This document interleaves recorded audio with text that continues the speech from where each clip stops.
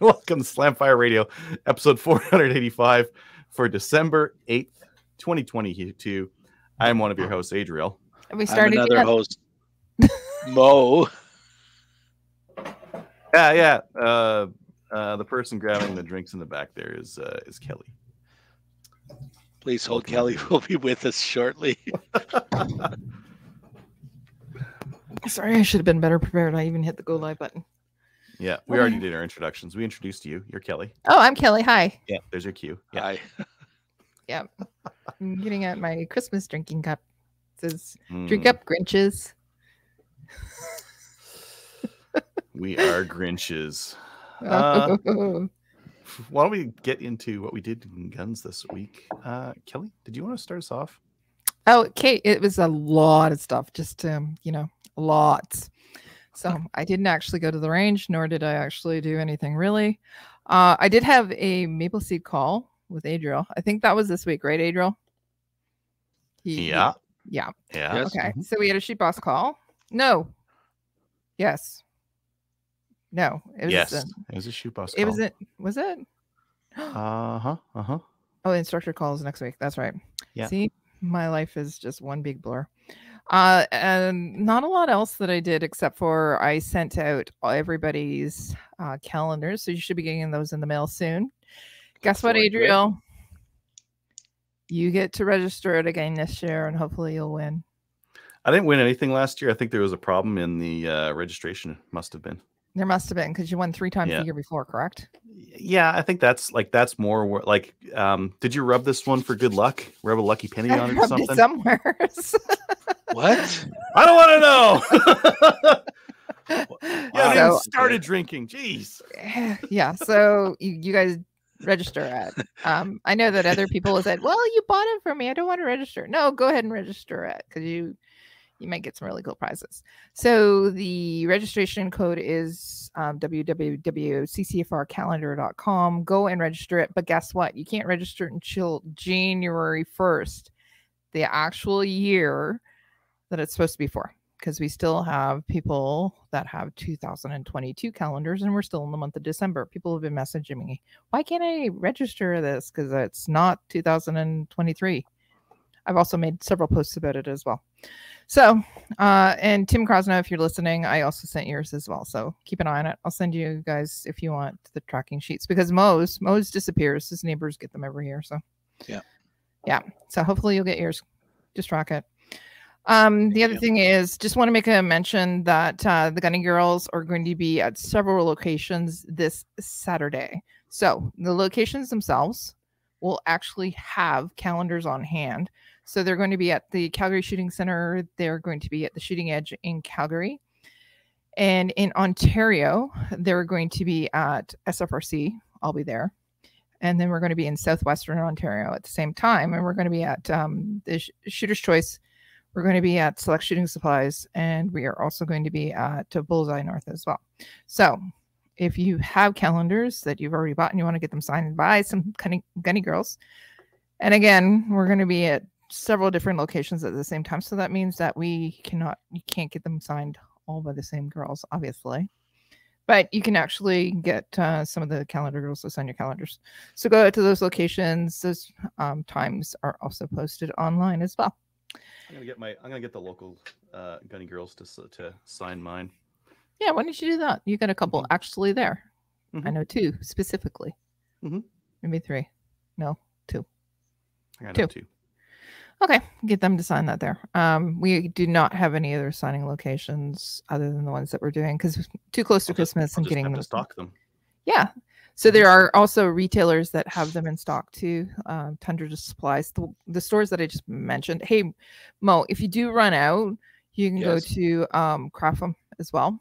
They're going to have them as well. They do have them as well. So you can go get them there. So there's all kinds of different locations. Those are posted online as well if you don't want to actually order online. So that's that. Okay. That's it. Mo, what about you? That's it? Yeah. I didn't do much. Okay. So once upon a time, long ago, I sold my pistol at the beginning of Handgun Mageddon I guess it was June, beginning of June. Okay. And I had sold it to a fellow IPSC shooter that lives in Ontario. Okay. And he just got his official transfer, I think, late last week. Oh, that's actually really good. Yeah, Especially I think so. since it was, you said beginning of June, so it was like the Yeah. first week or whatever. Yeah. Yeah. So that, And I think, yeah, that's where we're at. so I was going to courier it, but then I figured I'm due to make a family trip anyways. He's not too far from there, and so I'm gonna drive tomorrow to drop it off, obviously as part of the trip. And so I had to request an ATT for that, of course. I was just gonna ask because it's Yeah. longer. Yeah. No, well, I was gonna just throw it on my passenger seat and drive it that way, but figured. Oh yeah, you're in Quebec too. You have to come. You have to come into a new country. That's right. Too. Yeah, I have to cross the border. So yeah. So I did the ATT. That was they're always they're always fast. Like within a few hours, they send them. Even whatever. That's for my match. Even for my match request, it's the same thing. So there was that, and then last week or end of last week, I at the Craftham store that you mentioned in Montreal, I bought a new range bag, which I was going to do a show and tell in, but I forgot to get it ready. So sorry about that. It's the CD, what do they call it? Range Pro Deluxe or something like that. So it's more of a over the shoulder carry bag, like a traditional range bag, but it's nice and big. And maybe I'll show it next week. And so I replaced the bag that I still have it, but the bag, it's more of a stand-up bag. And this one has a nice, like in the middle area, there's a nice little caddy that you can pull out. And in the caddy, you can put obviously your Maglula and your ammo and your extra mags. It even has the slots for the mags and stuff. Yeah, because your other one, you had it. So it's almost like a backpack, wasn't it? And you zip it down. Yeah, it's like a backpack, but I never carried it as a backpack because it weighs a ton. So I mean, not that the new bag is light, but now I'm going to be carrying it more over the shoulder. So so I got that, and then I got a new soft case for my pistol. So it's not even a gun case. It's what do you call it? It's like a money bag. So it comes with sorry? Yeah. You can use those. Yeah. So so I went with that because it's a little bit smaller and it takes up less room in the bag, in the range bag. So I got one. Oh, good. Yes? No, never mind. I did remember I did do something. Go ahead. Okay. So I got that too. And what else did I do? No matches the next few weekends, so that's going to be different. I'm going to be doing some skeet shooting this weekend with a friend that I haven't shot with in a long time, and maybe we'll get to the rifle section. So that's at the Galt Sportsman Club. Really good range. I'm actually debating whether I keep my membership there or not, because it's not like I go there that often, but we'll see. Okay. That's really it for me.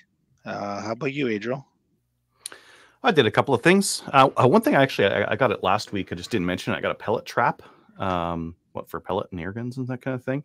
Mm-hmm. And it is super neat. Like $20 off Amazon. Makes a nice ping when you hit it. Catches all the pellets and holds your standard target card. Kind of neat. I don't know if you guys have been thinking about getting one of those things. Get one. They're on Amazon. They're cheap. I renewed my membership at Chaz and Sherwood Park. Chaz just actually changed their membership portal, and I really like it. Okay. Can you show your ID? Can you show the photo you used? Oh yeah, it's pretty funny. Please? It's pretty funny. So people that are viewing, they can actually appreciate. Maybe they can appreciate it. Yeah, I'll share my screen.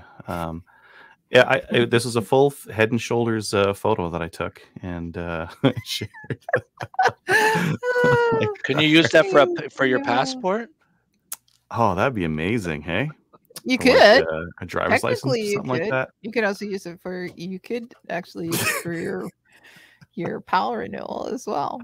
Sure. why Technically, not? it fits. Yeah. I'd like to do that. Yeah. So I got that card in the mail, and it was like getting Christmas presents. Yeah. So I did the I really like the Chaz test. They changed the orientation test, and now it's like super practical. You should be able to like take that test and like get a high mark, because it's all like, can you do this on this range? Can you do this on this bay?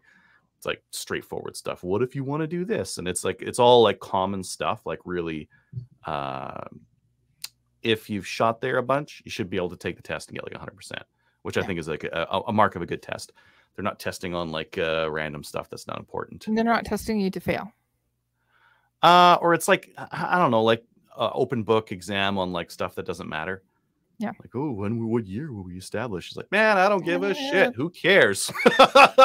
Do you care if I know what year we were established, or do you care if I know not to shoot these steel targets with my rifle that I'm not supposed to? Probably the latter one. No one cares if I know what year they were established or anything like that. So I did that one. I'm gonna do the Sherwood Park one soon. So the new Chaz like portal has all the events scheduled for 2023 in it. Who doggy? You're making up for last year. Well, last year it was busy. Aside from the shutdown there, this year it's like in the summer, every weekend, every weekend day has stuff going on. And there's events all the time. It's kind of like what was that? What was there? There was a range in BC that's like really well put together. Like then they have a ton of events as well. Langley, the one in Langley. Not Langley, and that's not the one I'm thinking of. Chilliwack does too. Might have been Burnaby. Nelson, Victoria? Mission. I'm just throwing out to you. Mission, throwing Kamloops. names. I don't know. I can't remember. Anyways, Surrey? one of those other ones I'd taken a look In the at, streets. and What? Surrey's what? Surrey has a street range. In the street range. It's in the streets. Sorry, people in I Surrey. think that's Vancouver. Vancouver's It's true. just like on young. Vancouver too, but no. If you live in BC, I'm sure that anybody that's living in Surrey would agree. Yeah. No, so Chaz has a buttload of events this year, which is fantastic. It just means like if you want to go to the range, check the calendar to see if like the long range bay or short range or what's going to be available, right? Yeah. But I like seeing that because a lot of gun owners want to go to the range and like be the only person on the range, so they don't feel any pressure about like what other people are watching and that kind of thing. And that is like that's probably how I felt. That's how I felt to start with. Performance anxiety. Just no, I think it's usually it's way tighter. I think for a new shooter, they don't want to be like seen doing something wrong or whatever and get it, and they feel like they're going to get barked at, right? Oh, I know. Absolutely, 100%. It is. Right? It's that too. Yeah. But people are also, even people, I know people who are really good shooters that actually will not shoot with anybody because they don't want anybody to for lack of judge, but that's a bad word. They don't want anybody to see how they shoot. I like the ability to just go down the range and set up my targets and come back. Oh yeah, that's easy. Anyone? That's one thing I like, but I don't really care. Also, like I don't really care about that fact. And I'd rather see the range busy and being used and making lots of money and buying out neighbors and like protecting against the things that are going to get shut down long term than having the whole thing to myself. Yeah. And the events are cool too. Like the events that they're hosting there are interesting. There's a bunch of like PRS and sniper school, but Rob Furlong's running a bunch of courses out there. Like there's a bunch of stuff that is probably they're probably like in demand in the Edmonton area that are going to be there. So I think it's good. It's just a lot more selection than just banging away at a wood backer with a paper target on top of it, right? I went to a gun show on Saturday there. I went to the Spruce Grove gun show, ran the CCFR booth for a bit, ran it. I hung around at the CCFR booth with some of the guys and gals that were representing the CCFR. I went and looked around at some of the stuff. There's a couple of good deals, mostly just like guns that were like a little bit too expensive and that kind of a thing. I don't know about if you guys like feel this. I feel like the crowd at a competitive shooting event and the crowd at a gun show are like opposite. Like some of the people that are competitive shooters go to gun shows, and I like saw a bunch of people at the gun show that like I've shot with or know and you know have a good time with. But a lot of gun show people, I don't really like them. I don't really like a lot of the people at gun shows. I think they're like really stupid. I think they spout the most nonsense, bullshit conspiracy theories at you. Oh dear. And I don't really like a lot of the people at gun shows. They're crazy people.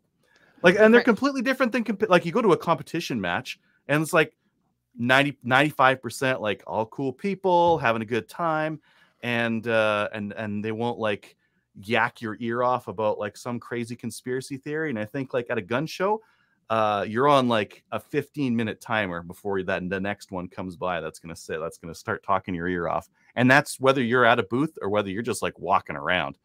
The level of crazy is just way too high at those things. There's a lot of older people at those things, a lot of like the bitter old man stereotype. Like, oh my god.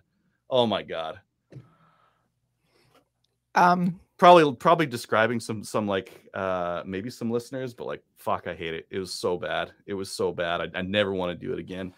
I think it's gotten worse. It has to have gotten worse because I've been at gun shows before and not felt like, good God, I never want to do this again.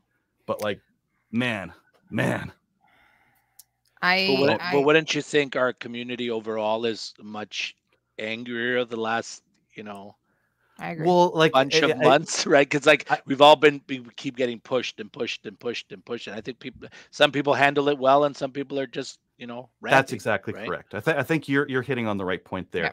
The reaction to the pressure, like the people at 3 Gun are like, oh man, this sucks. Like, I'm going to do this, or I'm going to do that. Like, I'm going to use this other gun. I'm not going to comply. And they're like that. That's the kind of reactions that they have.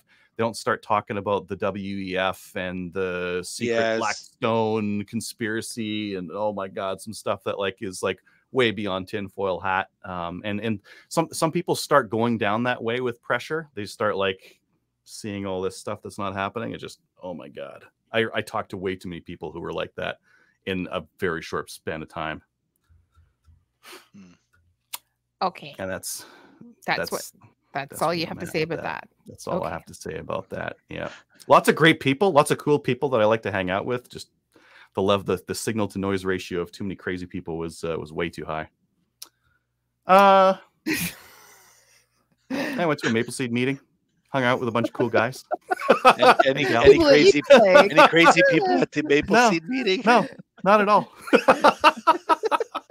It's totally fine. Hey, I was on that meeting. I get into the cool club. Yeah. Brandon, I think, go ahead.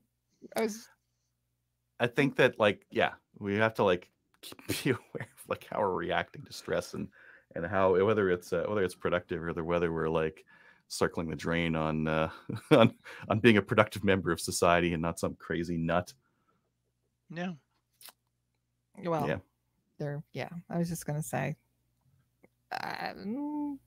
you're friends with me. I was on the call. I'm a little bit of a nut.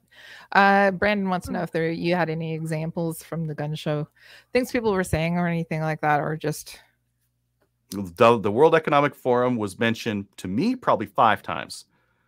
I can go weeks with no one telling me about the World Economic Forum, and I had that hung off me more than a couple of times, or Yellowstone, or Black Rock, or all these things that it's out of scope for a gun show. Well, that's the nicest way I can put it. In scope is like our guns, what we can legally do to deal with what happens next. Fine, great. In scope. How the WEF is like controlling the world, and the UN is going to do a bunch of stuff. WWF? Not a scope. The WWF, way better. I want to know about the WWF. Isn't Vince McMahon retired now? That's what you want to think. That's what he wants you to think. You think he's behind all this? Really? It's Vince McMahon for sure. Wow. Anyways, there's my rant for the day. That was Upcoming that was a events. pretty strong take, Adriel. Just left with me with such a poor taste in my mouth, and there's a bunch of great people, but a bunch of nuts that I think are just a real detriment to the community. Yeah. No. If you disagree, like just argue with me. No. People have to be smart about what they say and how they people have to be smart what they say and how they represent, right? Yeah. If they're out there yelling and the F Trudeau stuff, like what does that really accomplish? F Trudeau would have been fine.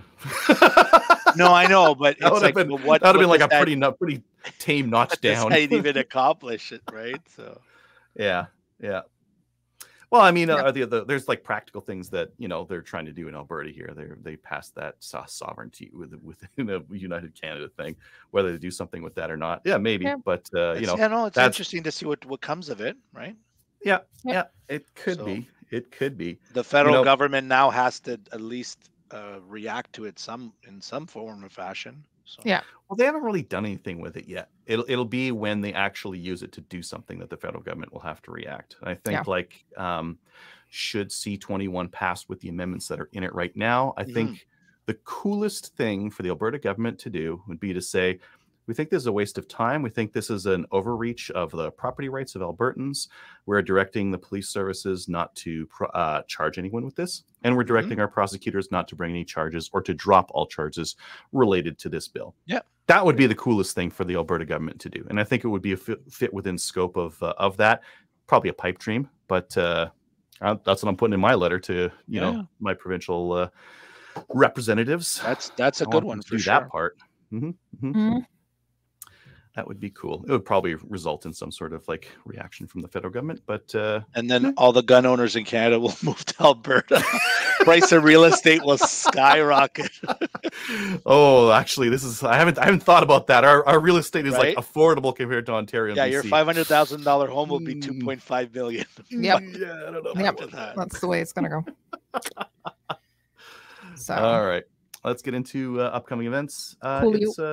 It's winter. There's not really a lot, but there is the Wapiti Shooters Club Turkey Shoot on December 10th. That's this weekend.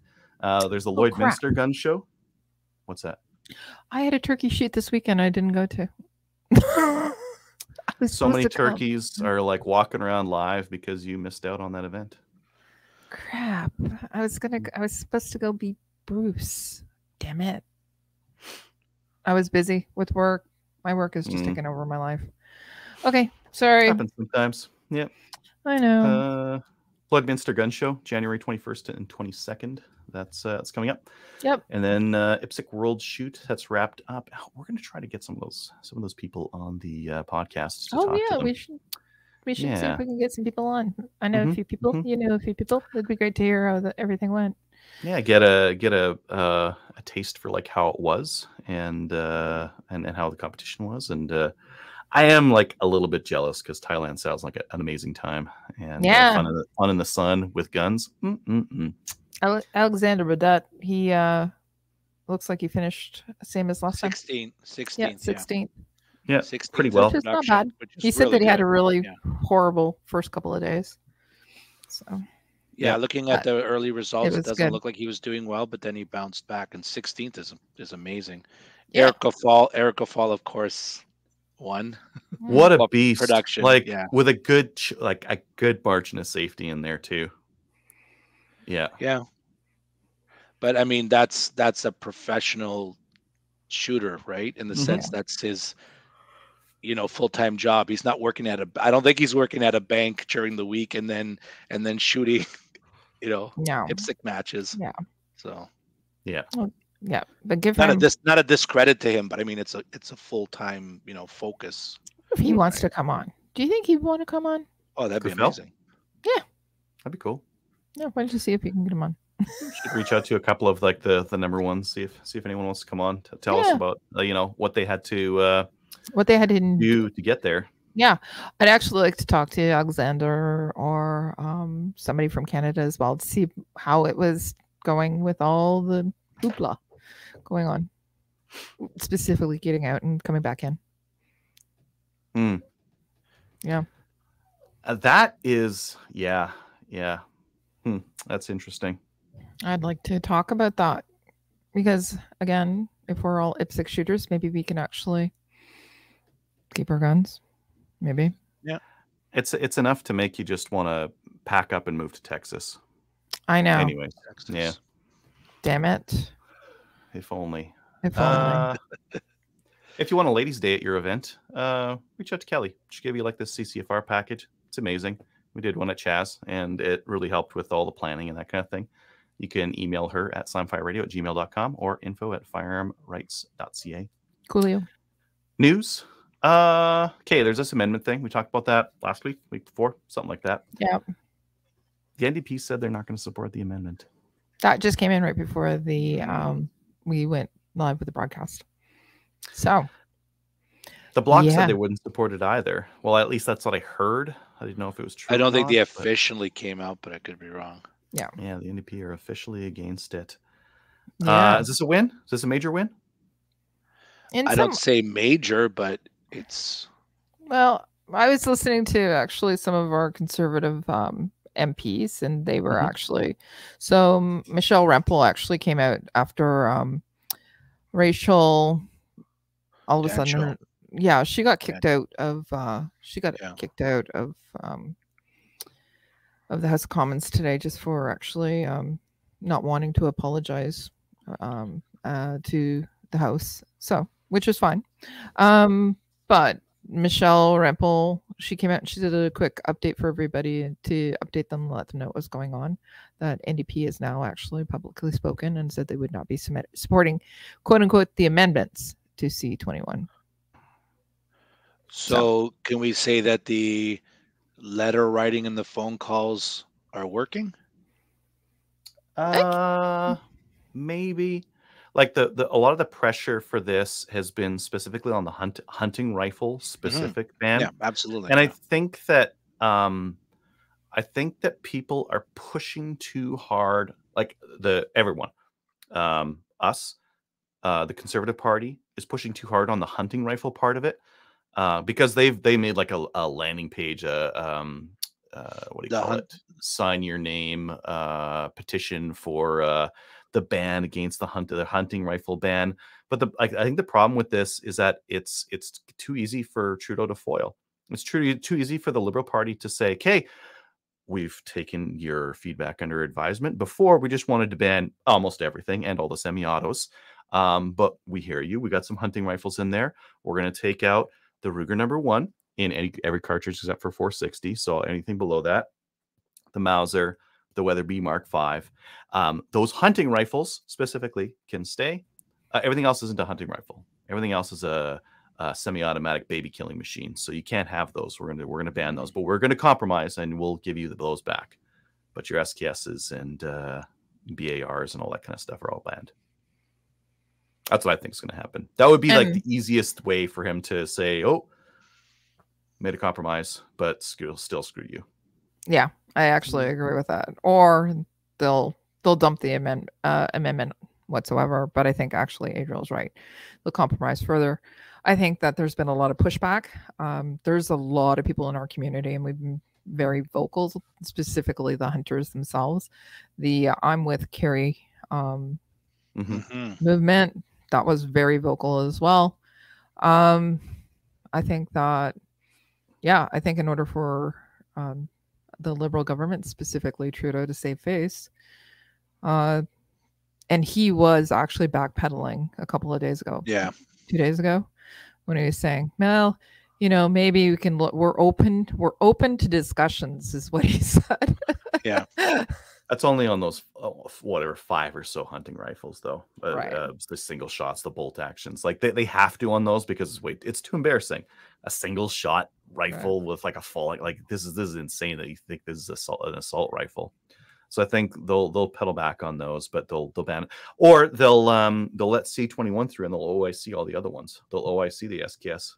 Sorry, by our definition, that's an assault-style firearm. Yep, it's true. So Anthony, he says, until the whole bin is in the secular file, it's not a win. And I agree with him as well. Agreed, I think yeah. that I'm not sure that'll actually happen. So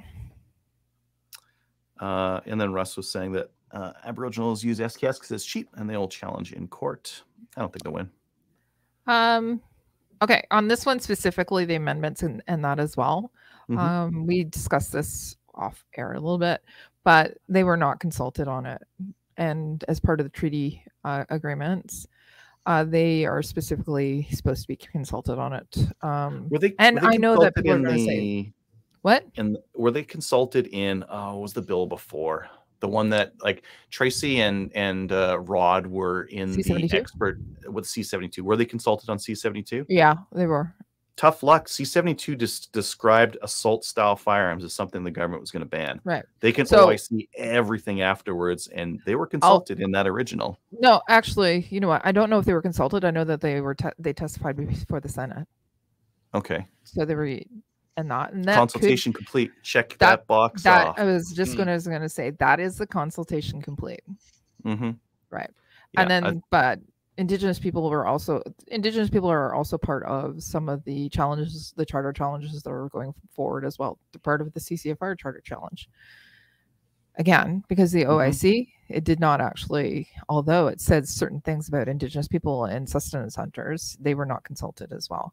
And they don't believe it's actually, it's against their rights, and it's against everybody else's as well. So. Yeah. I don't think they'll get any. I don't think that'll have any playtime. I think the charter challenge that the CCFR is running has a better shot. Yep. Well, but like, yeah, seems like nothing's safe right now. It's hard not to be a little bit skeptical or cynical about it. I'm taking things with a grain of salt. It's just me. You know, if I was in PRS, maybe I'd be fine, but I'm not into PRS, so this is all like, ugh.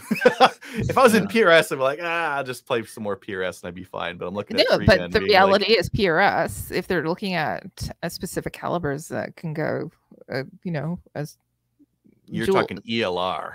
Yeah, no, but I'm also but I'm also looking at specific calibers as well. And I don't think that if you think PRS is safe, I think that you're sadly mistaken. Yeah. All of a sudden they become sniper killing rifles, right? So. Well, Polly was making comments about the Cadex C8, I think. That's right. They're not C8. They're 8 MRX, something 8. Well, one of their rifles that's short. It's a compact bolt action rifle. It's not a C8. Those ones are assault rifles. It's not a Colt C8. It's like an MR8 or something like that, or CDX8. That's what it'll be. KDX you know what I was looking on the list? I was looking to see if my PGW is on the list, right? And I have an M19. The big one. I know, but I'm looking at. I got my M19's not on the list. But anyways, you'd have to have a bigger action on it. Still, I'm not happy.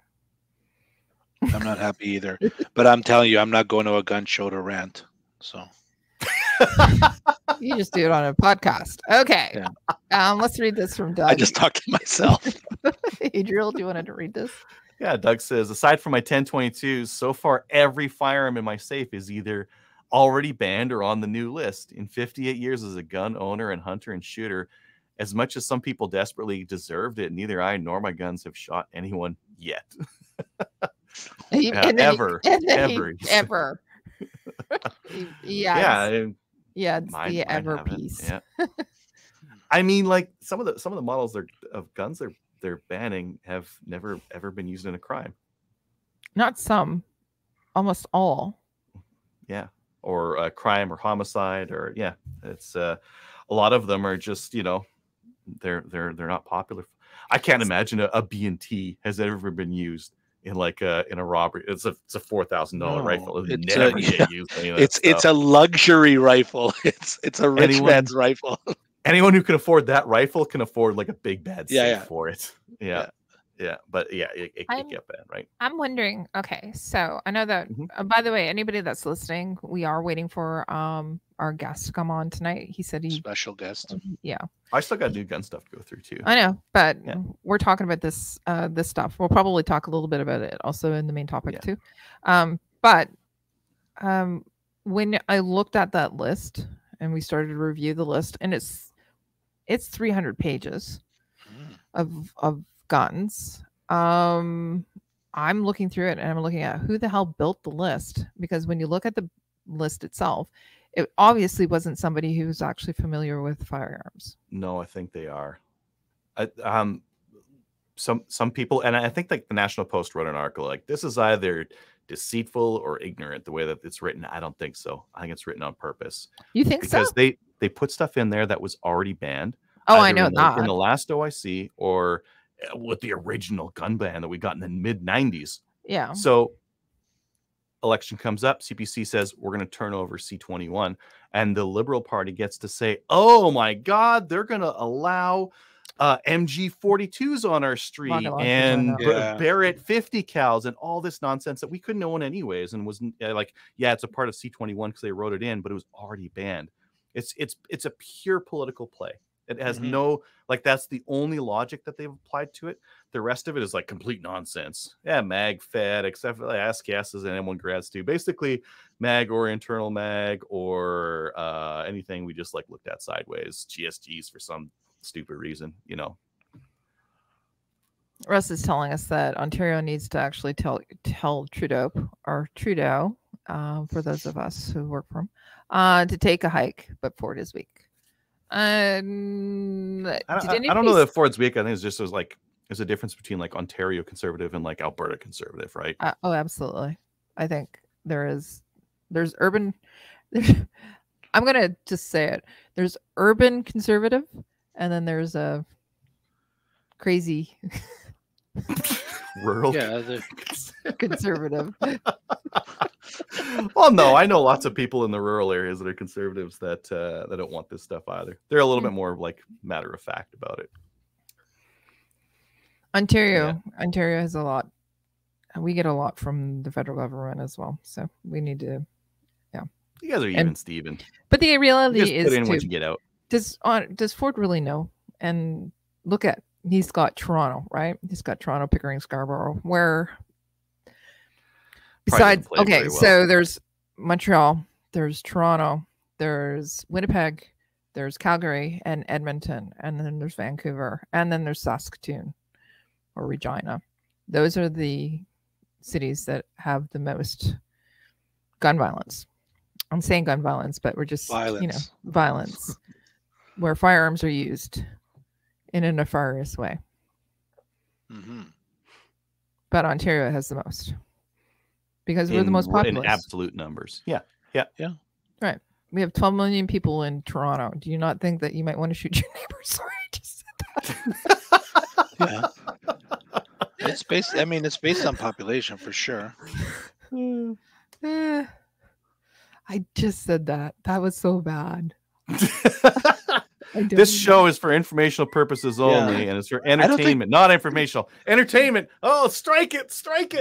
Shut the show down. Entertainment only. Have I offended any groups yet this evening? I don't think so. You never offend any groups. You're the least offensive person I know. I gotta try. All right, go for it. Doug is bringing up is Smith from the firearms program going to be censored for lying to the commission people regarding this the Mossberg 702 and 715T. Will Smith. No. Yeah, Will Smith. That's what I saw. I'm like, what? Where is Will Smith in the Canadian firearms thing? Did you go over and slap him in the face? Get the Mossberg name out your mouth. They can lie about all that stuff and they never get called out on it or anything. Absolutely not. So just to recap for the people who haven't heard, Smith with the firearms. I don't know if he's Murray Smith. Thank you. Yeah. I don't know if he's still with the firearms program or not. If he's just a consultant, but they had made a ruling that the Mossberg 702 was okay, but the 715T that had like the AR clamshell plastic stuff on it, which was a 702, was an AR variant. And in these most recent amendment hearings, is that where it was? He said that it was. He said it was an AR variant. He's like, this is an AR variant. It's not a variant of the 702. And he's supposed to be the expert. Is a lie. He's no longer. I'm just looking him up. I thought he was no longer with the. Yeah, he's not. Cynical, but I don't think he'll be censored. Absolutely not. No. Why would they? Yeah. No. They got bigger fish to fry. Like us. Well, and just the fact that like the FRT's like main person that was like in charge of doing all this like nonsense is a liar is not really like a secret to anyone who's seen it and knows a little bit about it. I think like just because like we're experts in this topic, we understand like the cynicism and the politics and the bullshittery that happens with it. I think if you're an expert in any topic, you see the same stuff. I think this is just like a topic we know fairly well and know when the experts are lying and lying pretty bold-faced about some of this stuff. But the reality is most people don't know that they're lying, and they don't really care. They think, I'll be honest, so let's say you were part of the firearms community, okay, you knew nothing about guns, and somebody says, hey, we're going to ban all guns because look at what's happening in Toronto and look at what's happening in Montreal and look at all the people that are what happened in Portapique. We're responding with laws that will fix this. So will you support us? If you didn't know anything about any guns and gun ownership and anything like that, you'd be saying, hell yeah, I think that we need to actually remove all the guns. And if not, I think that if you want to own a pistol, you should be licensed for it. They should do a background check on you, and you should only be able to take it to the range and back. It's like, motherfucker, that's the way the law is right now. Yeah, I know, but most people don't understand that that's how it works, right? And Doug Rodenbush, we're bringing you up again general ignorance on the subject matter is what they're counting on. That's exactly it. Yeah. So that's why we were trying to educate more and more people, right? We need to actually do that in order for us. And how do we do that? We take people to the range, and soon we won't be able to do that because we're not going to be able to take our firearms anywhere. We'll just have to take lamer firearms. Way more firearms. No, lamer. Oh, lamer. I thought you said way more. I'm going, No. There's only so many 22s I got a bunch of 22s, but 122. They better never take my Wrangler away, because then I'll be really upset. Then I'll be ranting for sure. Oh, you're going to be ranting. In the next 10 years, you're going to be ranting, Mo. It's going to happen. They're going to cut the ATTs out. They did the same thing with prohibs, right? The prohib pistols and rifles. They let people go to the range, and all of a sudden, oh, you can't get an ATT. That thing lives in your safe, and you're safe only. We're not going to pay you for it. My it's fear. Just dead. Yeah, and that's what they're going to do with handguns. This freeze will turn into a refusal to issue ATTs on. Yeah, 22 snipers, 22 sniper rifles next is what Russ said. Yeah. So Brandon has actually a good question. I think we've actually covered it before when the OIC came up, and specifically because things kept getting added to the OIC. And so Brandon I'd like to know, they kept asking how they kept asking the government could create a publicly available resource where you could easily search the status of firearms, i.e. Armaletics. Well, and they gave us a unopenable PDF that Armaletics parses and gives us in a reasonable way. Right. Without Armaletics, we'd be trying to download. We'd be screwed. They definitely did the heavy lifting on that. So. Yeah, and they continue actually too as well. So with the recent amendments, they updated it as well. So yeah, super handy. Okay, let's get into the other stuff because I know that we're going to be talking about it anyways. Yeah, we're going to be talking about more. You want to do something about it? Support the CCFR. Oh, that's what I wanted to talk. We're talking about people lying and the government lying. And it happened with the CCFR. CCFR did this polycode thing 2 weeks ago, 3 weeks ago. And Black Friday was when they did this polycode. Good for 4 days. Comes back up now. Polly brings it up and says, oh, they're bringing it up just when this anniversary is coming up. On the anniversary, the eve. Yeah, how dare they so disrespectful. Oh, it's just nonsense. But they lied about it. They lied about the timing of it. Completely lied about it. And the Liberal Party carried water for them and lied about it. And people on Reddit believed it. And they're like, oh my God, the CCFR, how tone deaf could they get? How dumb are they that they put this out this soon? But it's like, no, but you're listening to the lies. Like you don't realize it, but code or not, it was a petty thing. Sure, why not? But that timing bit It's just a bold-faced lie. It's just Yeah. good PR lying. Manufacturing outrage. That's Yeah. what they did. So Wow, a So professional advocacy group that Yeah. has to rely on the victimhood of it. They have to like manufacture more, otherwise they have no weight. Mhm. Yes. Yeah. Poly's absolutely fine running. They're funded. Let's be real. They are funded. They receive funds from the federal government. They also actually fundraise as well. And they were fundraising. At the time that it was done, it was a response. Actually, you know what? I'm not going to speak to it. I think that if you're part of the CCFR, there was a video that you can actually Rod go did watch. a video. Rod And did then a there's video. It was also great. and there's a statement as well that's available on the website as well. And I'll let that speak for itself. But you know what?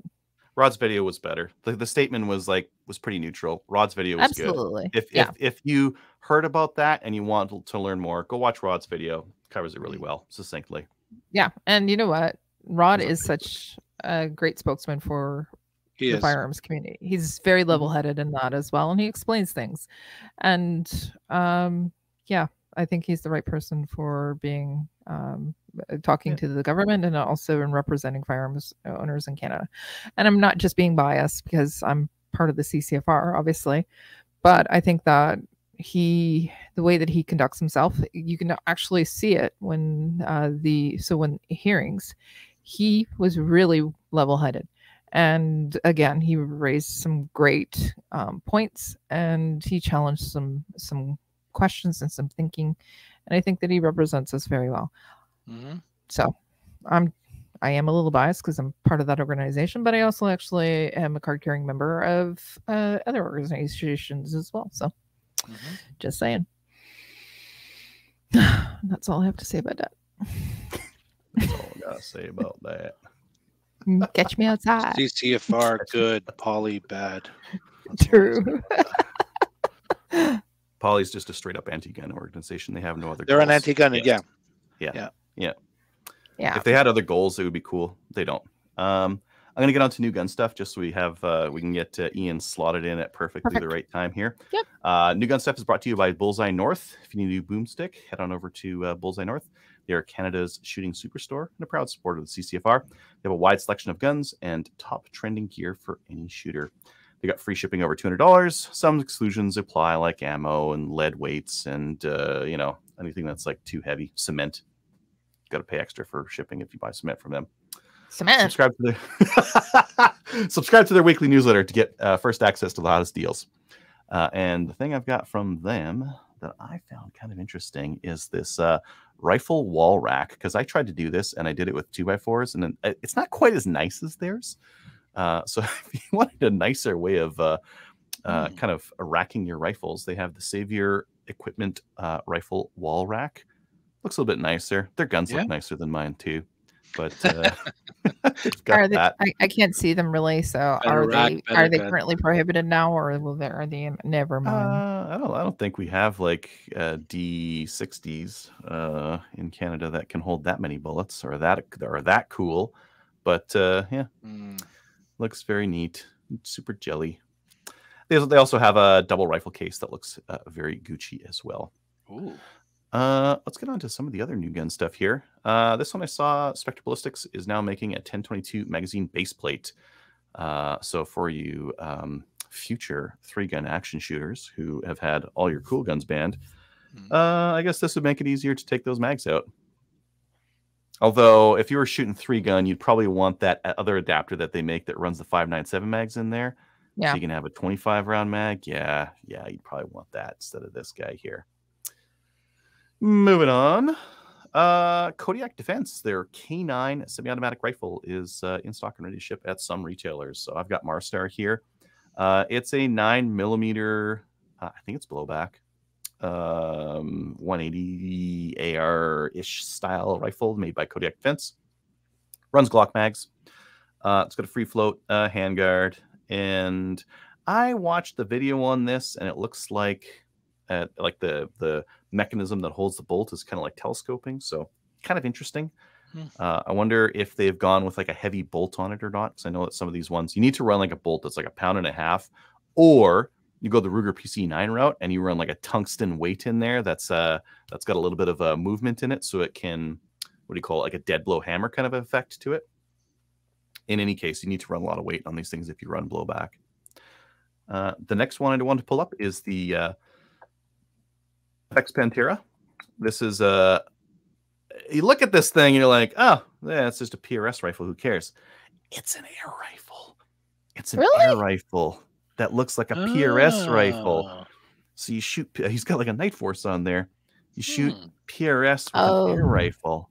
Yeah, that's kind of neat. It is kind of neat. What caliber is Don't this let thing? people know that you actually have it, because it's. What caliber is this thing? I'm drinking from a half empty full glass. Uh-oh. Half empty. Okay, 700. What caliber is this thing? In caliber 22, 25, 30. If you go to, so some of these use like a 22 caliber pellet, and it's like it is like a 40 grainer. But this is going to end up being like CRPS, because this is not going to. These aren't going to have like a ton of power behind them. Neat though. What kind of velocity are they pulling out of here? Sub 12 foot-pound, and then more. Yeah, light. Define more. Light. Close. Oh, here we got some muzzle energy. Up to 150 foot-pounds. Okay. No, it's going to be a close-range PRS rifle. It looks cool, though. It does. I didn't even think there's a thing. So, like when 22 rifles that came out that looked like PRS rifles, that blew my mind. Same thing here with air rifles. So, kind of neat. I found these ones. So, NDR Shooting Supplies. This is a Canadian company. They're making these Tika magazines. They're making like big ones for the Tika T3, so like a 10-rounder and that kind of a thing. But then they're also making a 15-rounder for the T1X. So if you have a T1X and you want like lots of ammo, you're shooting ORPS or something like that, and you want to win, get more rounds. And then this one kind of blew my mind. Tenda has the new NS12 shotguns. They have a detachable mag tube. I'm going to show you guys just a little clip here. Okay, he's got the clip in his hand. Magazine. He's got the magazine in his hand. Look at it. Look. Boop. He just plugs it on. That's it. And so I saw this he before. loaded it outside of the gun. He loaded the whole thing outside the gun. No fuss, no muss. I've seen these before. I haven't. Oh yeah. I've seen they had like a bullpup one that they tried doing with that. I haven't seen this style. No, I've seen this before. What's this thing cost? Is it like, oh, no products matching your selection? I think I give up immediately. Clickbait. I refuse to search anything else. Hey, guess what? Do we have anything else on the list? No, let's get into the main topic. Okay, guess what? Ian's here. Hey, folks. Perfect timing. Yeah. You guys were just going through all the stuff that's going to be banned. I know, right? Hey, what are you drinking tonight? Are you drinking anything? I should. I didn't think that far ahead. Okay. Ian makes too many sober videos. I guess I've got a drink. Okay, perfect. Yep. Good hiss. Good hiss. Yes. So, Ian, welcome to our. Ian is from Runkle the Bailey, YouTube star extraordinaire. Yes, big star, big star, and lawyer. That's not as important. I'm still I still think that's weird. I still every once in a while somebody recognizes me in public, and I'm just like, I don't know what to do about this moment. You sign their chest, man or woman. There was somebody. I was at the Home Depot, and somebody was like, "Hey, I love your channel," and I'm like, "That's great, but it's freezing cold out here. Can we talk about this inside?" That's funny, being recognized at a Home Depot or somewhere where you're like out of the specialty you're in, like not at a gun range or like the gun show or anything like that. It's happened a few times at the grocery store as well, and I'm just like, okay, cool. But yeah, no, it's been a weird adventure. I hadn't really expected the interest that we've got, but here we are. Unfortunately, right now I've got lots of content to put out because they keep making the laws worse. Yeah. Yeah. We talked a little bit. Was it last week about that amendment? But boy, that looks bad. So I know that you've recently put out 2 videos, and they're actually, one's quickly approaching. Well, 227,000 people have viewed the one that was on the lies about the single shot rifle ban, and then we actually, so specifically the one about the semi-auto rifle ban is 183,000 people have actually watched it as well. So I'm bad at tracking my analytics, but yeah, it looks like that's the case. Wow. 2,000 comments on the one. So people have opinions. Yeah. Oh, they do. We were just talking about that as well. So what's your overall thought about specifically the amendment? And if people haven't watched the video yet, I'm not sure who hasn't, because there's 100. Where's this going to be published? Because I need to know how much swearing I can do. You can swear. Yeah, we're into that part of the show. This is past, so, YouTube just watches the first 5 minutes. General thought is sort of what the fuck. It's very clear that they have this push that they want to. I mean, my local MP doesn't do a damn thing in my riding unless there's an election coming, and left a "sorry we missed you" door knocker. Yeah. So it is very clear that they're looking for an election. Randy Boissonnault, if you can hear this, you are a lazy, useless sack, and you don't even respond to anything until it's an election. So you're the tell. So the whole point of this is going to be that they want to run an election, not on the economy, not on ArriveCan, not on all of the scandals, but instead they want to run it on, on guns. Yep. And control, yeah. And so basically what they did is they gave their sort of designated hacks sort of a shopping list. Hey, put down everything you want to see banned. And they went nuts. Like they figured it was Christmas, and they put down everything. And they also talked to, I'm sure Murray Smith was involved in this one. And if you've seen him on committee, they're talking about how encyclopedic his knowledge is. And you've probably actually seen his knowledge to not be that fantastic. But he's making arguments about how the law works that are just plainly not supportable by how the law is written. So it looks like they just had the idea that they were going to put everything that is banned on the order and count, like with the previous order in council, into the legislation, without realizing that that was actually going to expand it tremendously by doing things like banning the Ruger #1, because one model of Ruger #1 shoots over 10,000 joules. So now all of them have to be banned because he doesn't know how to write legislation.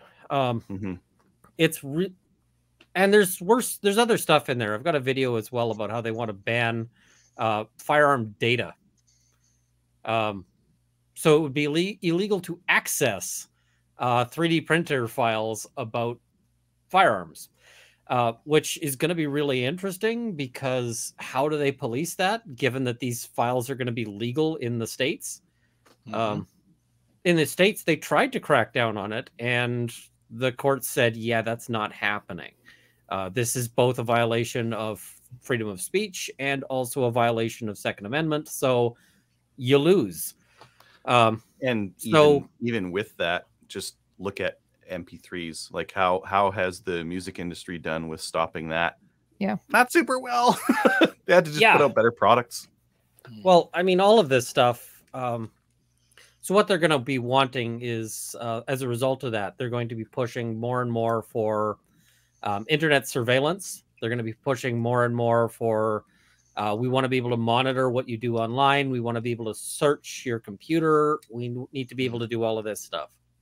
So anybody out there who's screwing around with a 3D printer is really at risk of having their door kicked in. all it'll take really is somebody saying, "Oh, this guy 3D printed a gun," and you know, it might have been an actual gun, or it might have been like, I know plenty of people who own 3D printers because they do cosplay. You're right. And yeah, the number of people, the number of people who 3D print fake guns for cosplay stuff. Because why not? Like, why wouldn't you, if you're trying to do a cosplay for, you know, Master Chief? Master Chief uses a very distinctive style of rifle that is not used anywhere else. Why not 3D print one? Mm-hmm. And those people could very well see their doors getting kicked down, and, you know, just how fun it is to get, how fun it is to see one of these tactical searches done. And as a spoiler, it's not fun at all. It's really miserable. So well, we saw some cops stop. I think that was in Lloyd too. A stormtrooper walking down the street with a blaster in her hand. Yeah, and they're like, "Hey, what do you got?" And she's like, "It's a blaster." And they're like, "Pull over." Yeah, well, and then they took her to the. In that case, they took her to the ground hard, and not only that, but they faced no consequences for it. So it was clearly a blaster. It was clearly not a gun. It's ridiculous. Everybody who sees that video is just like, what is wrong with these police officers? It is clearly, and it's outside of a place. I think it was like something or other cantina, or like the Mos Eisley Cantina or something is the name of the business. And I'm going, how do you not realize that this is just a promotion? Why did this not take just like 2 cops? Maybe you could have like 8 guys standing back just in case. But just somebody to go up and go, "Hey, can we ask you some questions?" Do you think none of them were Star Wars nerds? Come on. I'm wondering if they were Star Trek fans. Like, that's but it's just like, you just go up and say like, "Hey," because if I was concerned, I'd be like, "Hey, you know, that's not made with an actual gun, is it? That's just a prop. You mind if I look at it?" Okay. Part of the problem is that the cops get super paranoid nowadays. Yeah, they're trained to be terrified of everything. There was a moment where they were doing a raid, actually, of a house on my street. And I'm going out and I'm like, I know the people there. They're sketchy, but they're not going to open fire. But the police are there with like they brought out the armored vehicle, and they're all hiding behind it. And they're there with, you know, rifles. And I'm sitting out there watching this in my bathrobe. And they're like, get in. I'm like, nah. And they send in a robot to pull out this, like, sort of underfed woman. And I'm going, okay. And that's part of why we see the RCMP begging for additional restrictions on everybody, while at the same time asking to be ever more well-armed. You know, we need to ban the SKS on reserves, but we also need to be armed with, you know, level 4 body armor. We need to be, you know, outfitted with ARs. We need to be, you know, to have an armored vehicle. We need an Air Force. It's ridiculous. So, absolutely. Yeah, it is. You know, Ian, we actually got an email last week, and I'll read the ask off to you because I think you could fit into this. I don't know if you're a political pundit, but you are a gun law pundit.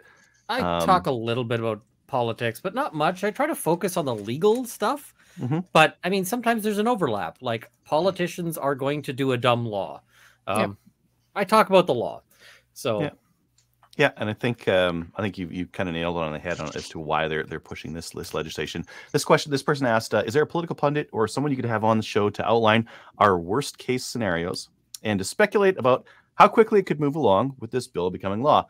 I know I'm just still debating on what to do. I hate the thought of selling my prized gear, but I don't want to be out thousands of dollars that I can't recover.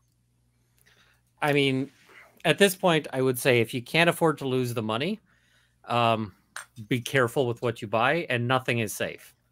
They could decide that they want to go big and just say, we are banning every single firearm. Hmm. Like, they could decide to do that. And I bet if they did, that they'd do it stupidly and do something like, we're eliminating the 84 sub 3 exception. And so suddenly a whole bunch of nail guns become extremely prohibited. Yeah.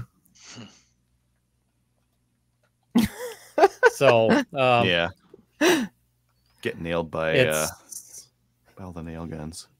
Well, I mean, when you think about it, a nail gun is capable of discharging a projectile through a barrel, and it's capable of causing serious bodily injury or death. Even a framing nail, if you put it up to your eyeball, is going to cause serious bodily injury. Like, you're not going to see out that eye anymore if you pop a framing nail in, or a little like a little tiny nail. Sorry, not a framing nail. I'm getting confused here, but like just the little tiny sort of brad nail. Yeah. You pop that into your eyeball, it's over for that eye, which is the test, right? Can it puncture an eyeball? But when you also look at the barrel length on those things, well, the nail guns are designed to be operated with one hand, which makes them a handgun. And the barrel length is invariably really small. So that makes them prohibited handguns. The only reason why all these nail guns are legal is because of that 84 sub 3 exception. And so if they start tinkering with that and they don't know what they're doing, suddenly a whole lot of carpenters could be facing very serious charges. So yeah, it's it's scary. So your thoughts on what are your worst case scenario? I mean, the thing is that the Liberal Party right now has shown a tremendous interest in using gun bans as both an election tactic and a distraction tactic. Correct. When they were getting a lot of flack, and you'll notice that it's largely vanished now, on the ArriveCan app and those the Canadian MPs who took money from China and who, like, they're saying, oh, we don't know who this is. Of course you know. Are you telling me that there's a national security implication and the prime minister hasn't been looped in? Like, what kind of, we're not a Walmart. We've actually got like we're a country. We have a system for dealing with this stuff. So of course he was looped in. The reason why he's not announcing it is because of party affiliation. Yeah. You know that if they were conservative MPs, that'd be front page news right now. Absolutely. They'd be doing a press conference saying, we have a list of the MPs and here they are. And they'd be, printing it up in blue text on everything, just so you really knew who it was. If they were NDP MPs, same thing. But nope, we're not hearing boo about it. So we know we know what that means. Yeah. But yeah, they've made that go away with a gun ban. And eventually they're going to run out of tactical firearms. So, I mean, I still talk to people who are sitting there going, well, it's not affecting my shotgun. It will. Like, it absolutely will. Expect them to say, oh, well, that semi-auto shotgun that we left in, we're going to take that out again. Right. You don't need more than 2 shots to take out a duck. They're going to, have that language. They're going to say, oh, well, those 22 magazines, those are too big. They're going to, and suddenly there's a bunch of farmers going, but I have a 1022 because everybody has a 1022. They're a great gun. Like, same thing with the SKS. Just what I've talked to a lot of farmers who didn't realize that the SKS is on the list, and they're like, but I got 3 of those, right? Yeah. It's not even a slippery slope. Like people so a slippery slope argument is like, oh, well, this little thing happened, therefore we're going to go all the way over here. But you don't have to look too far. Canada has arranged our guns after New Zealand's and Australia's. And if you look at Australia, well, this no pump shotguns. Yeah, no pump shotguns because they're rapid fire, no lever action, no, like they've banned a bunch of stuff that's like complete nonsense because they're all like Anthony mentioned there, rapid fire. They can just make up words to describe things that they want to ban and then make up definitions around it. Like assault style firearm apparently covers Ruger #1s and GSGs and all this other stuff. And listening to these people talking about hunting, and it's like, it's clear you've never been. Yeah. Right? Why would you need a gun that shoots faster than... Well, have you ever needed a follow-up shot? Because, I mean, I'm pretty good at working a bolt action. But, I mean, I had a moment where I shot a deer, and I hit the deer, and the deer bolted. And I was able to hit it again with the bolt action. And that was lucky. Because the deer basically, it was dumb. It ran for the opening along where I have a nice backstop, and it didn't run the other direction, which would have taken it into forest. But more importantly, if it had moved too far, I was going to be backstopped by, open air. And I don't take a shot backstopped by open air because I don't know where that's landing. I would not have been able to take that follow-up shot. Had I had a semi, I could have hit it again before it bolted. And, ethically, you've got an obligation. You've put a shot on that deer. Yeah. That's your deer. And you now have to chase it no matter where it goes, because that's your ethical obligation. If it runs through swamp, you better enjoy some swamp. If it's running through brambles, enjoy the brambles. Poison ivy, enjoy that too. Because that's sort of your ethic. The only limit to that really is landowner says you can't follow it. Yeah. And even there, you may have to sit off the land and watch it to see if it leaves and then go there. But if you lose track of that deer, it's probably going to die anyway. It's just not going to die today. It'll be 3 days of suffering. If you want to avoid that, sometimes the follow-up shot is necessary.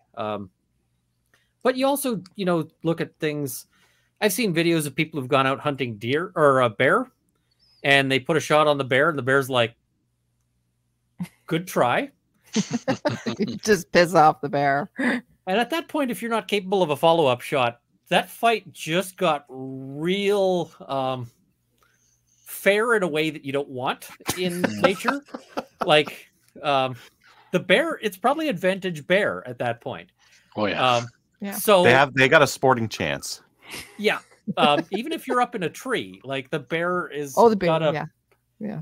So and people go, oh well, the bear should have a sporting chance, and I'm going, no. We normally put a high priority on life. We build vehicles so that if you hit a moose, the moose isn't supposed to have a sporting chance of killing you. It's supposed to save the occupant. Saying the people who are just oh well, good. It's that's just disgusting. So, and you get people who are doing things like culling coyotes. If you're a farmer who's trying to keep coyotes from eating your livestock, once you hit one, the others are moving, and you want to hit more than one, ideally. It's not just oh, well, I got one, that's call it a day. It's, you're probably, or, various other things. People hunting pigs, people hunting whatever. Well, the coyotes, at my brother's place, I was out there, and he told me, shoot all the coyotes you see because they're eating his cats. So I got one. Well, I saw two, I had a single shot firearm, and they passed by. I saw one. I shot the one. But there's plenty of times where a pair of coyotes is coming by, and with a semi-auto, you get both of them. Yeah. I've had farmers say, listen, you can hunt my land on the condition that you shoot any coyote you see. That is a condition. He's like, I don't care if you're stalking a deer, you shoot the coyote first. Yeah. It's fair ball. Deal. That's the price. That's the condition of using your land. Okay. It's people don't, and you get people in the city going, oh, well, why can't you just trap them? It's well, do what with them? Where are we going to put them? In the country? Oh, wait, we're already in the country. People have this idea that these animals just go to, animal, Disneyland when they're relocated. I can tell you that they often, these bears that get relocated often get shot a week later. Yeah. It's just we relocated this bear out into the, where the farmers are. And then the farmers have this aggressive bear, and it ends up getting shot. it's ridiculous. People have grown increasingly ignorant of sort of rural life and increasingly contemptuous of it. And I'm just like, what are we doing here as a society? I see bring them to Ottawa. I mean, I get people, it's funny. We've got coyotes in my local neighborhood, and I see people on like Nextdoor going, can someone shoot the coyotes? And I'm going, not in the city, I can't. Not in the city, like, no. But, you know, they eat people's cats, they eat people's dogs. And what's your dog worth to you? I know what I'd do for my dog. You know, either of my dogs. So, yeah, it's it's frustrating. It's really frustrating to see these people say, oh, well, you don't need this. It's like, well, oh, Jesus. Need is such a stupid test. We don't apply this to anything else. Like, I don't need the processing power of my computer. No. But I really like it. Like, I like that I can render a video in an hour rather than a day. That's real nice. I like that I can, you know, play first run video games and have them just run smoothly. But I don't need that. That's not like, you know, I'm not going to die if I don't have it. It's frustrating as hell. So, yeah, it's just annoying. I mean, I live in a city. I grew up in a city, but I also spent time in rural areas. You know, if you don't, my sort of thought on this is that if you don't know what to do about a gate you run into in the middle of nowhere in cattle country, then maybe you should listen to some people before you form a strong opinion about what farmers need. Right? Yeah. So, and if you are watching this and you don't know, you leave the gate exactly as you found it. If it was open, it stays open. If it was closed, you pass through it and you close it behind you. Because, yeah. Just make sure there's no bulls in that area as well. Yeah, that's the... You just have to run faster than the slowest person in your group. True. Yeah. Even cows are actually surprisingly aggressive. They can be. So where I spent a lot of time as a kid, there was this cow that really was malicious, and it would hide in grass to try to lure people to cross, like, because it's a cow field, right? It's big. And so if you're trying to get across to the sort of wooded area, you might just walk across it. But this cow would hide in grass and then wait for somebody to be about wait. It would wait for you to be about halfway, and then you'd see this cow get up, and then it's run for the barbed wire. So you were bullied by a cow? I was chased by a cow. I had a few moments where I basically flew over some barbed wire at speed because it's amazing how fast, how high you can jump when you are absolutely terrified. You know, about to get stomped. Yeah. And they're big. They're big. Yeah. I mean, a cow. If you've ever bought like a side of beef, that's half a cow. Yeah, and that's a lot of freezer. That'll space. fill a freezer. Yeah. Hey, Ian. You know, one question that I think a lot of people are thinking about is how hard they're going to lean into. Like part of the amendment was we define assault weapon as semi-automatic with a magazine that could potentially take more than 5 rounds. How hard do you think they're going to lean into the could potentially take more than 5 rounds? Do you think it's going to, like, we know obviously it's going to take any like the AR Stenag variant rifles out there? If it's got a detachable magazine, it's gone. So you think like BARs, semi-auto shotguns that could potentially take a bigger tube on them? I don't know about tubes. But I mean, if the tube is sort of hot swappable, like that design that you were talking about where you can swap it out on the fly, they'll probably include that. But something like just a, what do you call it? You know, like my 3-gun shotgun, which has a tube that you could replace, but it's going to take you a hot minute to do it. And you're not going to do it with a loaded tube because in the course of replacing it, you're going to have the spring falling out and, you know, all of this stuff, right? That they're probably not going to include in this round. But they will say, like, listen, so long as an aftermarket magazine exists, and this is not what Murray Smith said. Murray Smith says so long as it was designed. But we already know that their impression of what designed implies includes a time machine. Yeah. Because when we look at the 1022, it's a 22 caliber rifle. And nominally, magazines for that should be unlimited. That's what the law says currently, is that there shouldn't be a mag limit for a 22 caliber rifle. And they make drum magazines for the 1022 that take, 200 rounds and so forth. But they've decided that those were designed for use with the Charger pistol because they, decades after the 1022, they made a cut down pistol version. But this includes magazines that were made, like manufactured before the Charger pistol was even somebody's idea. And so that designed for ends up meaning that you have to have a time machine, because you either need to be able to predict the future to know that the Charger pistol is coming to design a magazine for it. Or, and these were like designed by third-party companies. So like not just by Ruger, but by third-party companies who of course wouldn't have any access to Ruger's internal thoughts about what they could do about a gun. So it would be, or you have to have like traveled back in time with this design to sell it. And quite frankly, if I had a time machine, I'd be wealthier than I am right now. I live in a very small house. If you ever see me moving into a palace, then you know that maybe that time machine thing has happened. But, when that's their impression of what designed means, like Murray Smith is getting up and saying this stuff in committee, but he knows, like he has to know that's false because he's also the guy behind those interpretations on the 1022.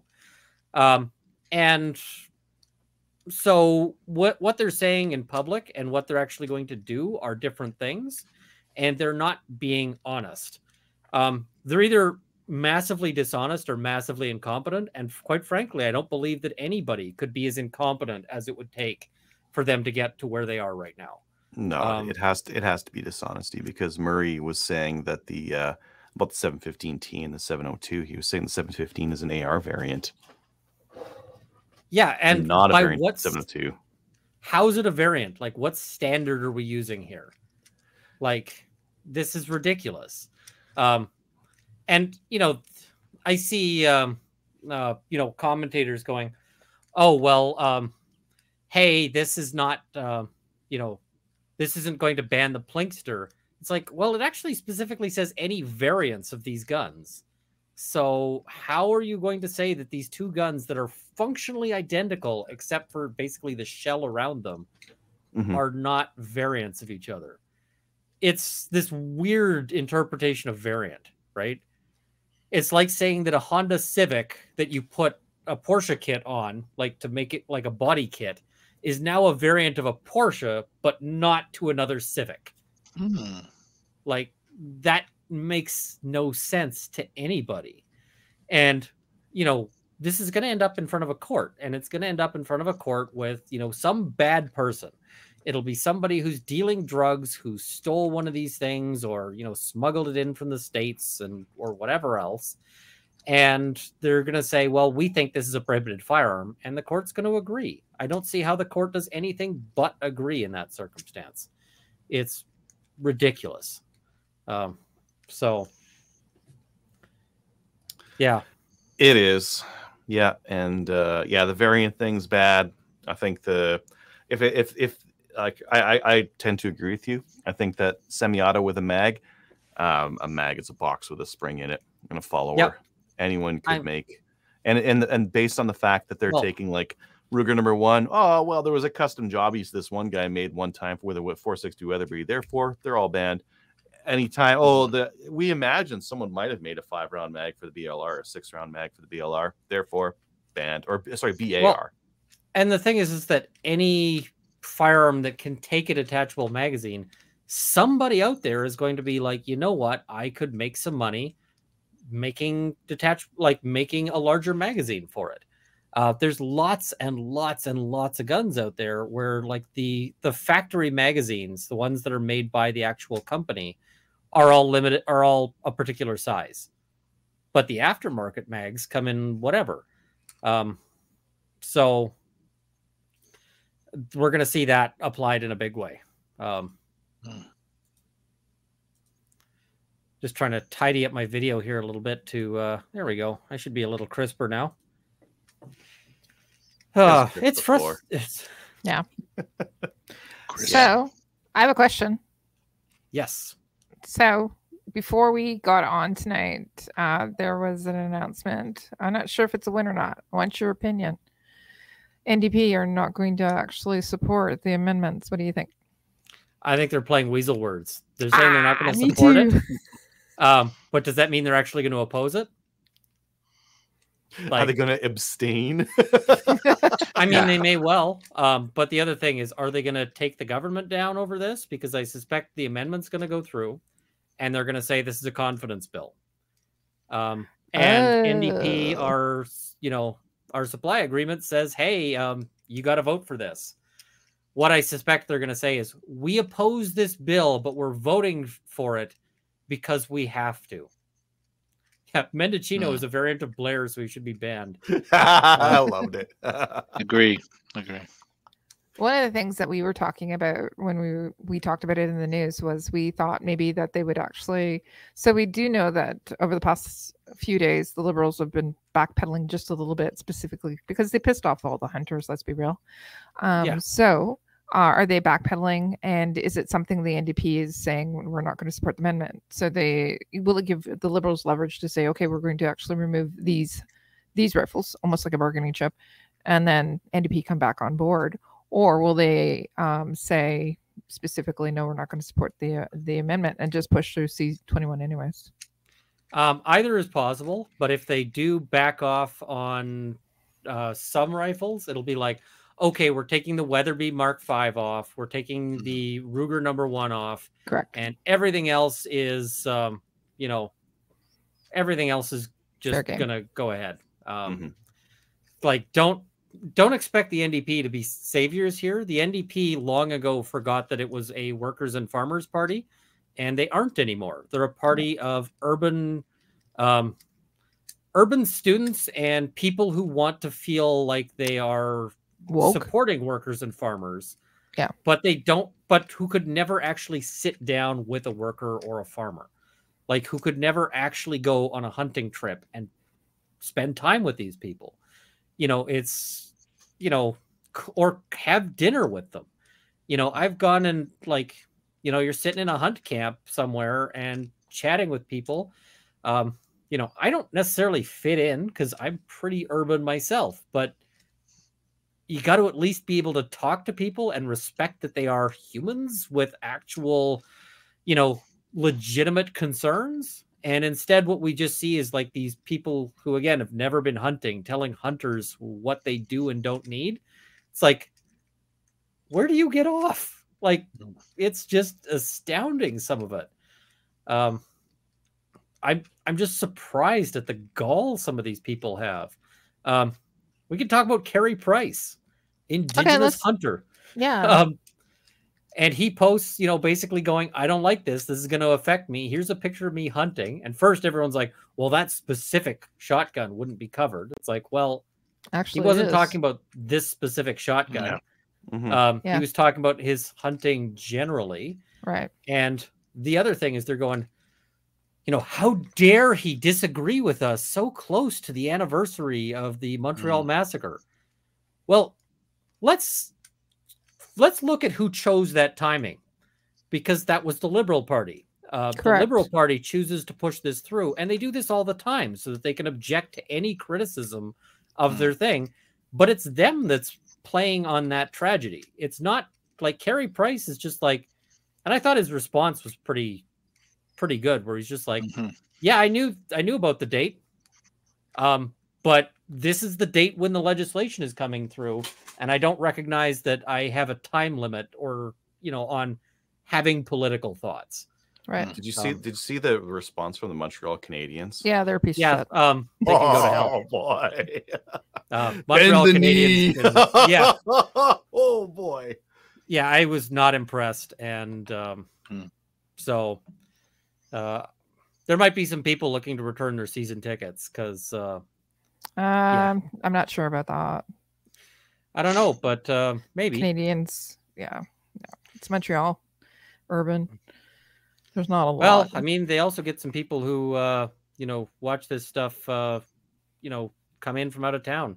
That's true too. But, The rest of I gotta step away for 1 second. Okay. I had a delivery and it's on my porch, so I need to make sure that's not just sitting on my porch. Is it a sandwich? It is actually cola because I have been without caffeine all day. Oh God, you need to go get that. Yeah, well, I also don't want it to explode when it freezes on my porch, so I'll be right back. Yeah.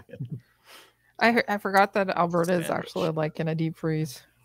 It's not that bad. It's only -7 right now. It's not -30. It was -30 a couple days ago. Yeah. It's only -7 here now. We haven't gotten there yet, have we, Mo? No, not even close. Not even close. So no, it's still t-shirt weather. Yeah, you're missing out. I want winter. I want the full winter. I paid for the thermometer. I want to use the whole thing. Well, you're going to pay through the nose with all your heating. I'm burning a bunch of wood. Oh Jesus! Saturday, the high is going to be -1. What the hell? We're getting too close. That's not good winter weather. So what were your thoughts on specific? Oh, look, a puppy. What were your thoughts on non-confidence vote? I didn't even think about that. To force an election. Yeah, the Liberals have pulled it up before. I'm not sure if I'm actually thinking that's pretty. Yeah, it's what they're doing is they're preparing for an election. I know that they're going to have everybody's saying 2025. No, we're going to have an election next year. Spring. Well, he said 18 months. He said 18 months. We're at 18 months. Yep. That was mostly talking about the averages, but yeah, it might come up. I don't know. It's particularly good timing or not. I don't think so. I don't think it's good timing, but I'm not a political expert. Kelly, did you get your Mad Minute metrics in? Am I going to owe you a sandwich? You mentioned sandwich there, and I was like, I don't think they're in yet. Last time I checked, we're still waiting for 4 from Ontario. Regardless what you put in there, if you beat me, I don't believe you. It's a lie. If I win, then I earned it. If it's between me and you, I beat you handily. Yeah. Yes. So depends. Hey, but we still have to put in their other 4. I think that we actually beat you. We'll see. Again, if you put it in and you win, it's because it's a lie. If I win, it's because we're just better shooters out here. No. Wow. Wow. I always feel bad when I went to a brutality match and I'm like, there's people who did worse than me, and I'm sorry. I'm sorry. Nobody deserves that. Oh. You're actually not a bad shooter, though. That's what I heard. I did all right. Last time I actually got in the top 10 on one stage. Cool. And of course that pushes me way up the rankings when you get a top 10 finish on one of the stages. And I don't know how. it was just one of those moments where I'm going and I just couldn't miss. So there was a bunch of steel plates along the one side, and you're going up and you've got to engage the plates as you go. And I basically just couldn't miss. Nice. So I was take 3 plates, even though most people were shoot a plate, move, shoot a plate, so that they're just as close as they could. And I was plate, plate, plate, run, run, run, plate, plate, plate, run, run, run. It was just, I didn't miss a shot until I got to the end where you sort of settle down and you're shooting longer distances. And even then I was doing pretty good. Notwithstanding that I was shooting it with a pistol caliber carbine. So I was that was your the long Canadian distance training. Shots. The long distance shots kind of suck with PCC. Yeah. You're just your Canadian training came in there. You're like, I only have 10 rounds in this magazine. I got to make every shot count. You know how many times people have laughed at me when I was out at the thing, and I shoot like 5 rounds and then do a mag change, and they're like, "What are you doing?" And I'm like, "Oh right, I don't have to do that." They're like, "No, you've got 30 in this, and you need them all."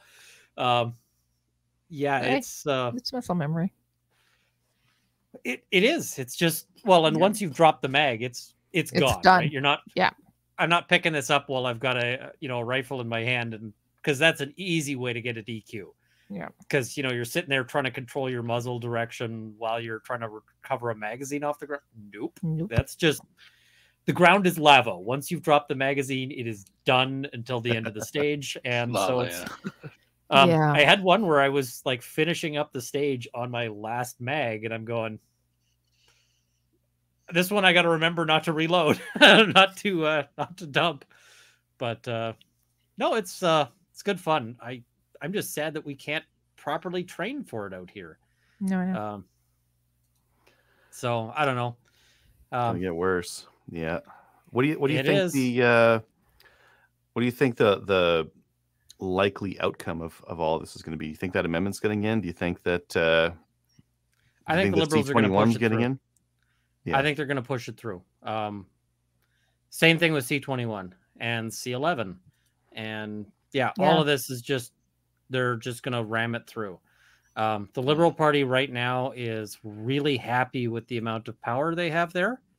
So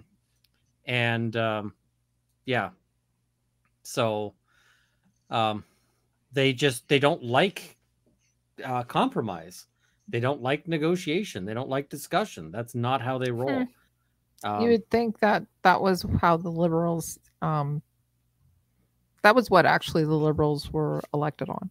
They were elected on and people believed them. Transparency as well as willingness to discuss things. Actually, it's the exact opposite. And how transparent have they been about stuff like the ArriveCan app? They literally had a deadline to turn over like who actually was paid to do it, and they just were like, we're just gonna breeze past that deadline anyway. I'm going like, really? This is the most transparent government in history that they were promising us. They can't even tell us who got the money. Like, I don't know if they know who got the money. They do. There'll be a project manager on that side that could like pull that up in a minute. That would have that stuff, but I mean, the problem is not to. Yeah, the reason why they're not doing it is because it's going to be somebody connected. Oh yeah, and it's going to be kind of yeah. So we were also discussing it while you were gone. So I know that you're not a political pundit, but I think that you hit the nail on the head. I think that there's going to be election very soon. What are your thoughts? Spring seems to be where things are going. I mean, they're not going to run one in around, like, they're not going to announce right now, because if you announce that you are starting campaigning over Christmas, like, unless you're Jesus, they're going to treat you like you were Jesus, and that didn't work out so well for Jesus, if you remember the. So they're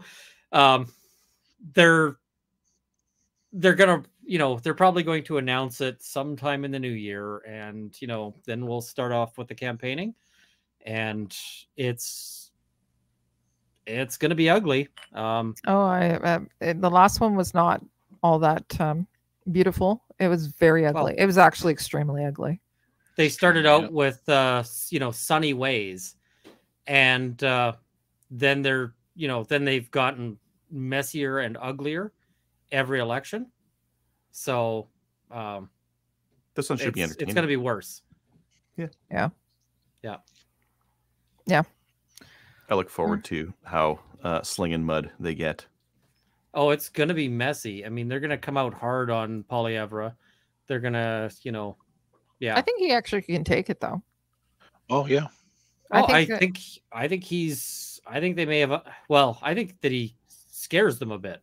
I do too, actually. I'll be honest with you. I do. I think that he's quick-witted and he actually is not willing to get baited. And and I think he's more willing to, like, he recognizes the game, and I think Yeah. He's going to be fun to watch in debates at the very least. Yeah. It will be entertaining. Comes to baiting, he's a master. Oh God. Oh, yeah. Yeah. Thank you, Adriel, for slinging that. Laugh, Mo. Just pretend you got it. I'm watching the math. Not adding up. Okay. All right. Is there anything else you want Ian to let us know all about his ideas and thoughts on now that he's got caffeine? Oh my! You have no idea how good caffeine feels when you've been going the entire day without, and also on 4 hours of sleep, because I have a tremendous what is it? I have a tremendous insomnia issue, and so getting up with very little sleep and being like, and now I have no caffeine in the house was a morning. Oh, that's horrible. So I had one of those too. I actually had somebody supply me with caffeine halfway through the day, so I didn't kill people. It was awesome. I have people who have my back. I tried to order some through like one of the delivery apps. Yeah. And they basically canceled it on me. They said that they were out of Coke. And I was like, you what? They just didn't want to deliver. Sorry, we're out of Coke.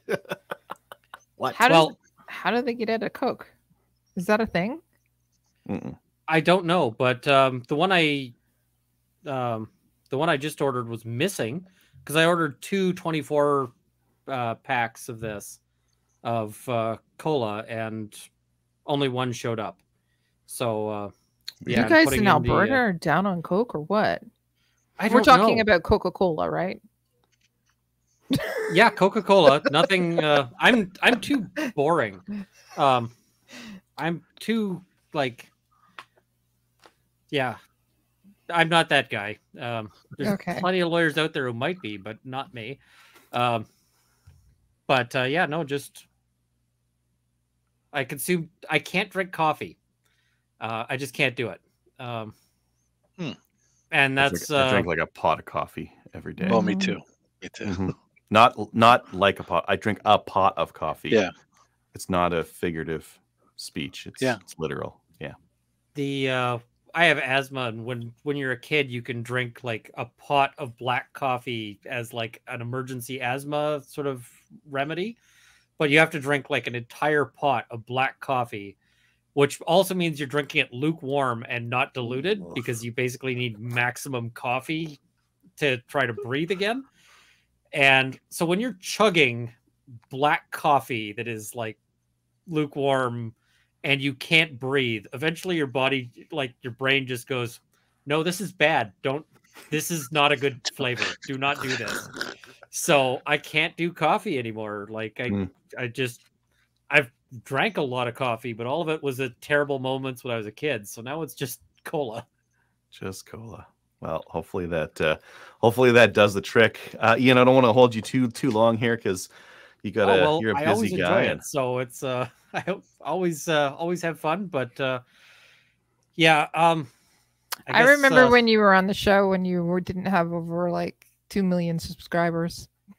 I actually just a little bit ago in my Facebook memories came up with something like showing, hey, I just hit 1,000 subscribers or something like that, and I'm like, wow, that was a while ago. I've actually got a second channel that is just talking about like role-playing game geekery stuff, because otherwise it messes with your metrics if you have a channel where you talk about 2 topics. And that one's up to almost 2,000 subscribers at this point. So I'm like, oh, cool. It's come a long way, and I really didn't expect it. I started the channel to prove a guy wrong who said that I should make a channel and make videos. And I thought he was crazy. So I made a video so that I could show the guy and say, see, no one's interested. No one cares. And that first video blew up, and I was like, I guess I have to make another video. The worst part is this guy sent me a message on Facebook, and I spent hours going through all of the Facebook messages there to find that message, and I found it. And it's from deleted user. the guy nuked his account. I would send him something as like a, hey, you were right thing. I don't know who it is. It's just like this guy is sort of lost to time. But all right, then keep your secrets. Yeah. Thank you guys for having me on. And I mean, I hope I'll be able to do a good news video at some point, but it doesn't look like it'll be for a while. Maybe after the spring. Yeah. Hey, where can people find you? So on YouTube, I'm at Runkle of the Bailey. Or if you are interested in that gaming thing, Roll of Law. I also am on Locals. You can find me on Rumble, although Rumble's not the greatest in terms of any actual sort of return on that. I'm also on Facebook, so you can watch it there. There's all sorts of places to watch, and yeah, if you want to support me, Locals or Patreon both work, and yeah, that's about it.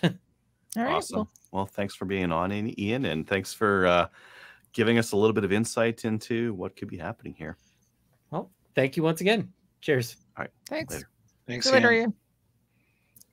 So everybody, after this, go and watch those 2 videos that we mentioned specifically. As I said, yeah, he puts out good stuff. He does put out good content. And he also mentioned C11 as well. So it's about privacy, internet privacy. So that actually might have impact on us as well. It is going to have impact. It's protectionism on on the digital side. It forces CanCon. It will influence this podcast. It absolutely will. Yeah, if we want to get the play, we're gonna have to like do CanCon accounting bullshit just to. Yeah, I don't want to do it. That's not it. No, not it. That leaves you, Mo. Hey, Mo the accountant. Hey, I have a question. If Master debater, yeah. Jeez. I have a question. So if one of our hosts, hypothetically, moves to the US, yes, how does that affect us with C11? Hypothetically. I don't want to think about that because I would be very jealous of that person. Kelly. CanCon. So are we? Ooh, that would affect. He has to do this show on a Muskoka chair, eating a bag of ketchup chips. Okay. That's fine. I'm pretty sure that's a rule. Yeah. Okay. All right, let's get into listener feedback. We got 2 here. I'm just going to read them because they're short. Ezekiel was saying, I was wondering, is the Duria MTM22, is that on the list for C21? No, it's not. It's not on the named list, but it could be on the unnamed list. What? Maybe. No, it's like it's not on the list. No. This next one here, I have to show. Don't worry, it will be. Sorry, what? Yeah, it will be. I have to show this because it's a 3-gun meme, and I just like 3-gun memes. Yeah. 3-gunners trying to find the new gamer rifle. I got you, brother. Amendments to Bill C21. Oh no, you don't. That's the way I feel about it. That was sent to us by a listener. Thank you.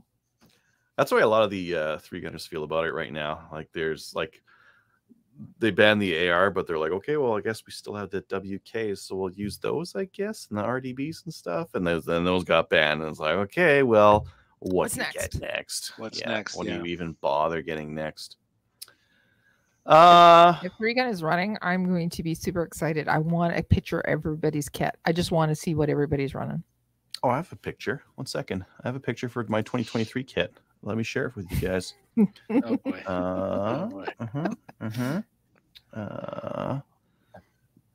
Right there. There we go. Perfect. God. Yeah. Nice. So do My 3-gun kit. Do you want to describe it to the people that are listening? Yeah. So the top one is my percussion muzzle loader.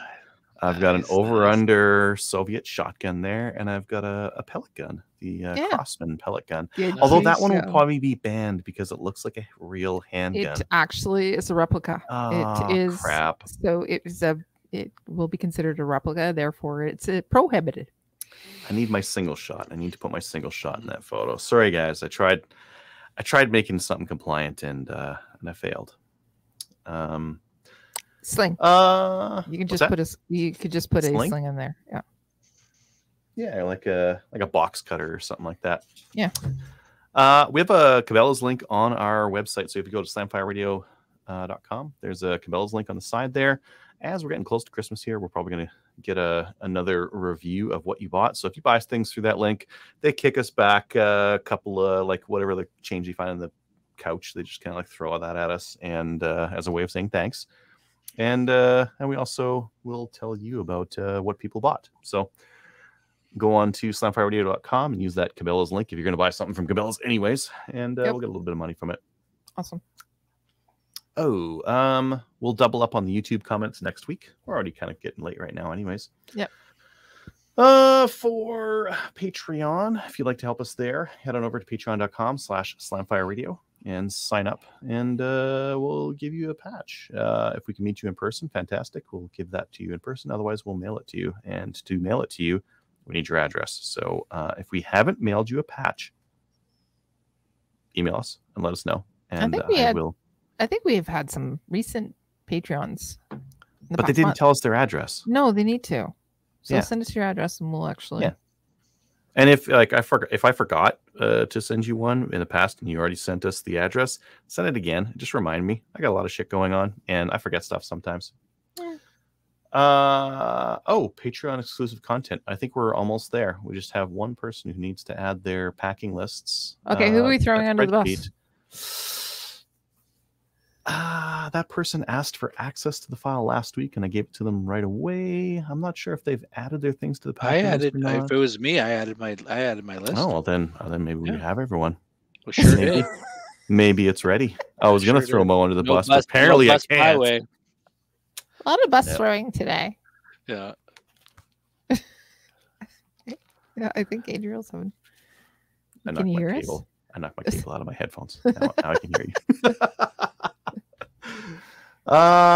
Shout outs. Anyone shout outs? I got one. Oh, I have one. Oh yeah, Kelly, you go first. No, you go first because I have to look it up. Oh, okay. So I want to give a shout out to the guy that does our Slamfire Radio memes. Yeah. So could be a gal. I don't know. Okay, it could be a gal. You are correct. So the challenge was taken from not last week, week before. He came up with, or she came up with a really fun meme this time. It was funny. What was it? Ode de Ballastal. Yeah. By Kelly. By Kelly. Yeah. It was awesome. We should have he or she on, and then we can like disguise their voice and have them behind like the screen. Yeah. Have like really bright lights behind them so that you see only the silhouette, and then digitally enhance your voice. Yeah. Mo, do you have a shout out? No shout outs for me. I've got a YouTube channel I've been watching that I really like their content, so I just wanted to share it. PH Elster. I was looking at getting a holster, an inside the waistband holster from Gray Fox Strategic. I like Gray Fox. And yeah, and they had some like options that they had a wing option. What the heck is a wing option? So you didn't know? No. Oh. I don't have an inside the waistband holster. I have all my holsters are competition holsters. So I didn't know what that was. So I Googled it and I YouTubed it and I found this channel PHL Stir. And it's fantastic. They got like 50,000 subscribers. That's it. And they've got like some really good content on inside the waistband holsters, why you need some different features, how to fit them, like really good stuff. Really great production quality. Love it. So I highly encourage you to check out that channel. Finally, check us out on Gunners of Canada. Like us on Facebook. Give us a review on Facebook. And we'll see you next week.